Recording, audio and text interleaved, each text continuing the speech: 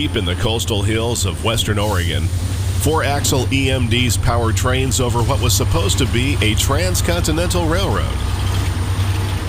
This backwoods road, paved with timber and steel, weaves through America's premier timber-producing lands on a route first laid in 1884. Operated today by the Portland and Western Railroad, a subsidiary of Genesee and Wyoming, its purpose is to serve a Georgia Pacific paper mill in the small town of Toledo. Boxcars, center beams, and an aging fleet of wood chip gondolas make the 75-mile journey over the Toledo branch nearly every day between its namesake town and Albany in the lush Willamette Valley.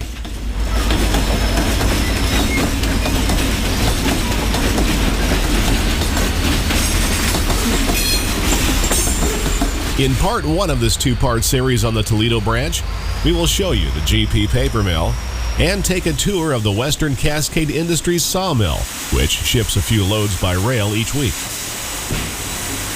We will then follow the railroad as it charts an inland course along the Yaquina River, passing the ghosts of stations, mills, and communities long forgotten. The climax of today's trip is a stiff 2.58% mountain grade over the summit of the Coast Range. The classic two-stroke EMDs thunder up the west side, lugging heavy trains of containerboard from the paper mill.